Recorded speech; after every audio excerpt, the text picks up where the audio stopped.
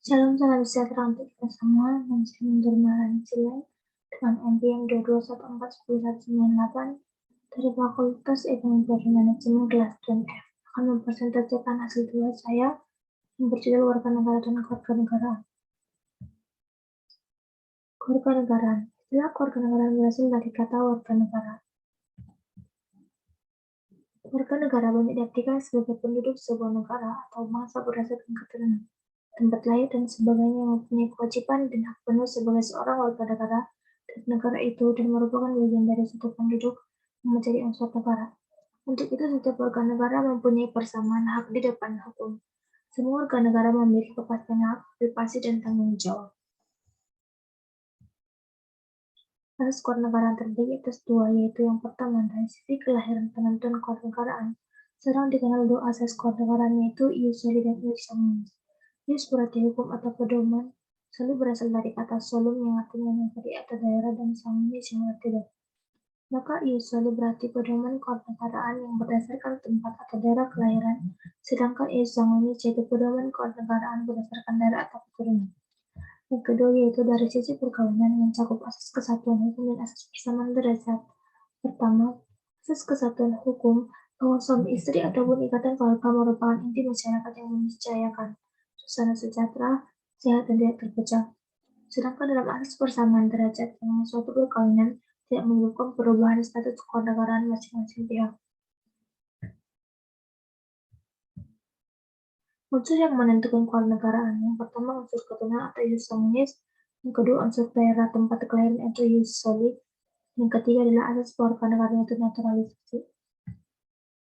Karakteristik warga negara yang demokrat yang pertama rasa hormat, tanggung jawab, bersikap kritis, membuka diskusi dan dialog, sifat terbuka dan rasional, adil dan jujur.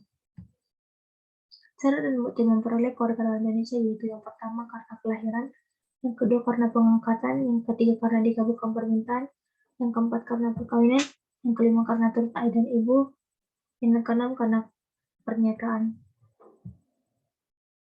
Dasar hukum kewarganegaraan dapat dilihat pada PP tersebut. Yang saya bacakan adalah dua. Yang pertama, Undang-Undang RI Nomor 9 Tahun 1992 tentang keimigrasian. Yang kedua yaitu Undang-Undang RI Nomor 1 Tahun 1979 tentang ekstradisi. Hak dan kewajiban warga negara. Hak warga negara tertulis dalam Pasal 27 ayat 2 tentang hak pekerja dan penghidupan yang layak. Yang kedua, Pasal 37 ayat 3 tentang hak pemberian negara dan pasal selanjutnya. Yang kedua, kewajiban warga negara yang tertulis dalam Pasal 27 ayat 1, yaitu wajib menjunjung hukum pemerintahan. Yang kedua, Pasal 27 ayat 3, kewajiban dalam pemberian negara. Ketiga, Pasal 37 ayat 2, yaitu hak dan wajib ikut pendidikan dasar dan pemerintahan wajib membiayainya.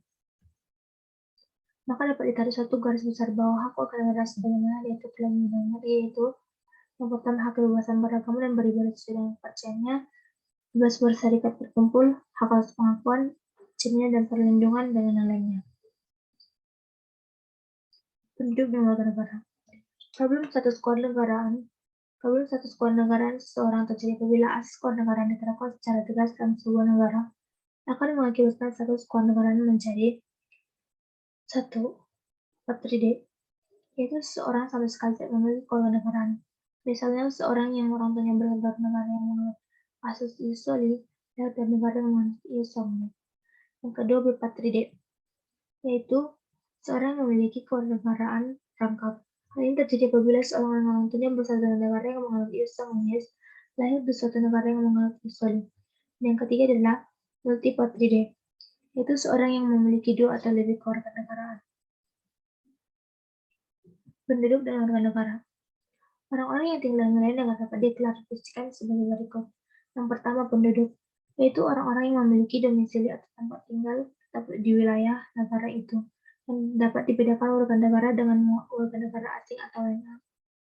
Yang kedua, bukan penduduk, yaitu orang-orang asing yang tinggal dalam negara bersifat sementara, dengan visa yang diberikan oleh negara atau kantor imigrasi yang bersangkutan seperti turis.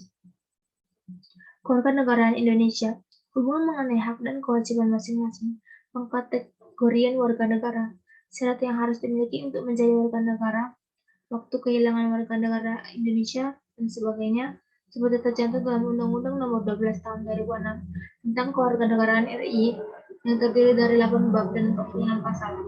Undang-undang ini merupakan undang-undang mengenai kewarganegaraan yang disahkan pada masa pemerintahan Presiden Susilo Bambang Yudhoyono. Sekian presentasi saya.